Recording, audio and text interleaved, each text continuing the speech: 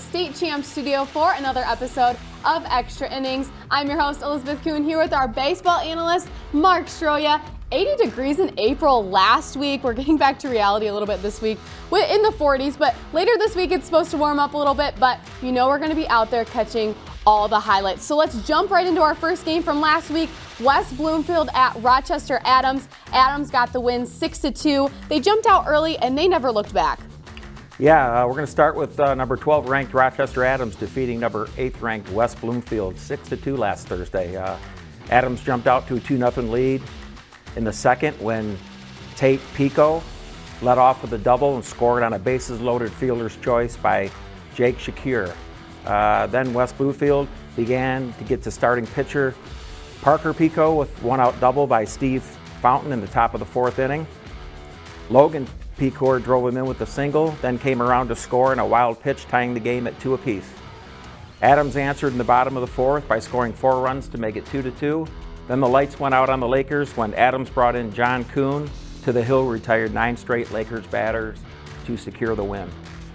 New Boston Huron hit the road to take on Heartland. They split. New Boston Huron getting the first game win 4-1. Let's talk about game one. Yeah, it was a good matchup. Heartland, number 7 in D1, hosted New Boston Huron, which is ranked number 4 in D2. Huron took the first game 4-1 behind some clutch hitting by Mike Mussy Mazalowski along with Micah Smith, who each had an RBI in the game. Sophomore Gavin O'Hare got the win on the mound with junior Ethan Connor coming in to close out the victory. Game 2 was all Heartland as they won game 2 8-1. Mark, you actually sat down with the New Boston Huron coach. What did he have to say about that one? Well, yeah, I had a great conversation this week with Coach Phil Yancey of New Boston Huron. Phil's been there for 8 years now. They've been to the semifinals in 2021 and got knocked off by Orchard Lake St. Mary's. And Coach was just telling me that when he first took the job, he kind of took the philosophy where we're going to try and gain confidence, and we're going to start scheduling some non-league games, so maybe easier opponents to get the guys' confidence up. But he said that wasn't working to the way he wanted it to, so then they started scheduling the tough teams, and you don't get any tougher than a team like Heartland. Mm-hmm. So he said that worked a lot better. His team started getting better, and this year he's really excited about what he has. He has a ton of pitching. He has 3 guys that can throw it in the 90s, and in high school, as we know, if you have pitching, you can go a long ways. And if you have one guy usually that can throw in the 90s, you consider yourself pretty lucky. He has 3 guys that can touch 90 miles an hour. Okay, led by Mike Mussy Mazalowski, who has been the ace of the staff. He's a starter since freshman year. He's going to be continuing his career right up the road about an hour and a half to play for Jake Boss and the Michigan State Spartans next year. Aside from him, they have Luke Hill on the mound, who's signed with Appalachian State, and also Micah Smith, who's getting some offers from Oakland University. Hey, not only can these guys pitch, but some of these guys just mentioned are some of their best hitters, and so they have a complete lineup, they have a complete team. One other thing that Coach Yancey mentioned was he wanted to give some credit, a lot of credit, to his assistant coaches. His son Dylan is actually the hitting coach, who does a great job with the hitters, and their pitching coach is Zach Zolchek, who works with that fine pitching staff to develop them.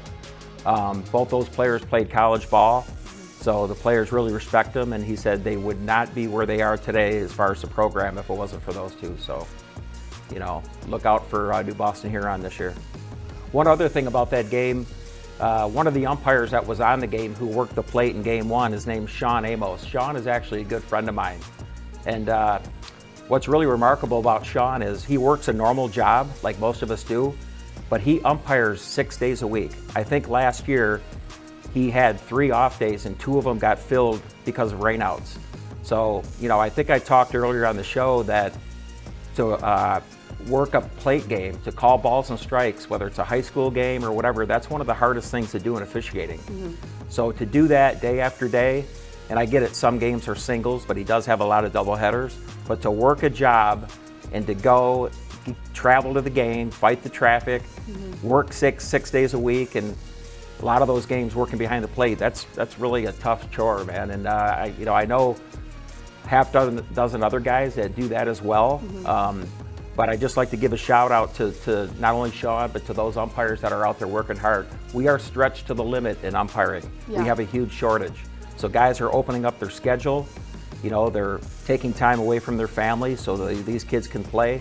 So I know the coaches, the teams, you know, the parents, other umpires, we really appreciate what these guys are doing. So yeah, so a huge shout out to those umps that are out there working hard, definitely. Yeah, and again, for more information on that, contact you. Absolutely. So you players that, if you're not going on to play at the next level and you want to stay involved in the game and you want to make some pretty decent money, get a hold of me. I mean, I'll train you. You know, we'll get you signed up. We'll mentor you and make you successful. But it's a way of not only earning a lot of good extra money, but it's staying involved with the game that you love, giving back to the game. And like I said, we need umpires. So like I said, get a hold of me. We can get you started. Absolutely. Next up, Milan at Riverview for a 10-inning pitcher's duel. How'd this one play out? Yeah, like you said, Liz, it was a pitcher's duel, definitely. And you know, a lot of times people like a lot of hitting, but sometimes there's nothing better than a good old-fashioned pitcher's duel. Like, that could be just as exciting. The Big Reds, Connor DeSellier squaring off against Riverview Shane McLinden. Milan opened up the scoring in the first with the 1-0 lead with Jackson Morosky double that scored Gavin Cruz. Riverview tied the game in the third after a Milan defensive error. Both pitchers were outstanding. DeSellier allowing 1 hit and striking out 14, while McLinden allowed 4 hits and fanning 12. Game-winning base knock from Milan by Matt Bowman won the game for Milan in the 10th. So good job, both pitchers, both teams, on a really exciting game. And last but not least, we head to the doubleheader win by Flushing over Frankenmuth. This one was a little bit of an upset. Can you tell us about it? Yeah, it was. It was a good day to be a Raider as Flushing took the doubleheader from previously unbeaten Frankenmuth.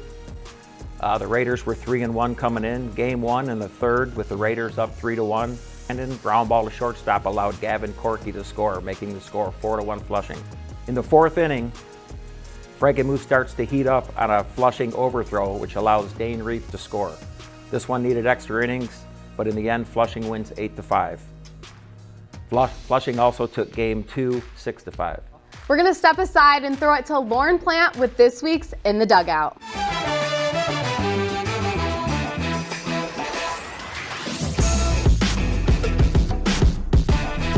Let's talk about the team. You've got some talent there.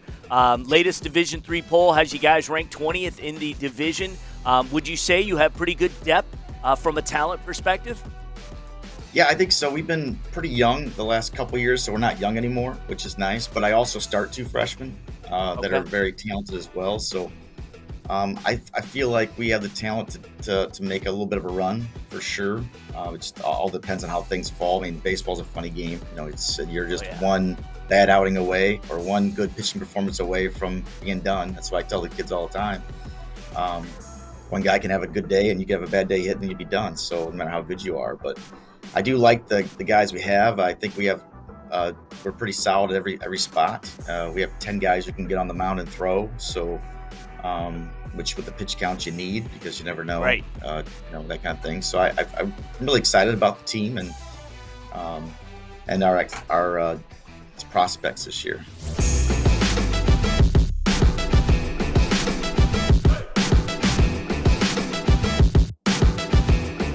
To check out that full interview, just head over to the State Champs YouTube page. All you need to do is search State Champs Net. We want to give a big shout out to Detroit Country Days, Clay Hartgee on the walk-off triple to beat Oxford. Take a look at that. Mark, do you have anything to add about this Detroit Country Day team so far this season? Yeah, they made it to the state quarterfinals in 2016 and seem to just reload year after year. This year they have plenty of good young pitching to go along with maybe the state's best shortstop and catcher in the state. Tyler Inge, a Michigan commit, along with catcher Clay Hartgee, will make Country Day a tough team to beat this year. We also want to give a big shout out to Orchard Lake St. Mary's as they break the consecutive MHSAA win streak. They're sitting at 77 wins at the time of this taping. Mark, I know we've talked about it before, but how big of an accomplishment is this? Well, Liz, I think it's a huge accomplishment. I mean, not only are they playing teams in non-league games that are top-notch and going out of state to play teams, but also they play in the Detroit Catholic League Central Division, which is arguably the best baseball division in the state. A lot of tough teams. They're facing everybody's best. Everybody wants to be in the record book as the team that knocks off and ends the record against Orchard Lake. So, you know, everyone's gunning for them, and they just keep rolling along. You know, it's kind of amazing. And at the time of this taping, Orchard Lake takes on Brother Rice tonight with a doubleheader. And, you know, if Brother Rice is playing somebody in a doubleheader, most of the time if I was a betting man, I'd say they're at least going to take one of two. So, you know, with Orchard Lake, keep moving on and keep winning. It's just amazing. So we'll see what happens tonight. Yeah, we're very excited to see what happens. So, and for the first time this season, we're going to check in with the coaches poll. The list is now on your screen, so take a look at that. We'll be checking in with it all season long. And that's all we've got for this week. We're hoping for some warm weather to end out the week so we can have some more baseball. Make sure you guys check in next week with Extra Innings.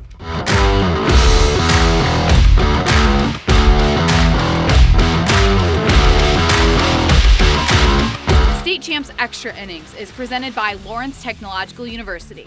Be curious. Make magic. Visit ltu.edu. Extra Innings is also brought to you by the Michigan High School Athletic Association, promoting the value and values of educational athletics. The Michigan Army National Guard, a proud sponsor of the MHSAA. The Michigan High School Baseball Coaches Association. For information on awards, clinics, rankings, and this year's All-Star Games, visit mhsbca.org. The Detroit Athletic Club Foundation Male and Female Athlete of the Year Awards. Who will be this year's award winners? Find out live June 5th, only on the State Champs Sports Network.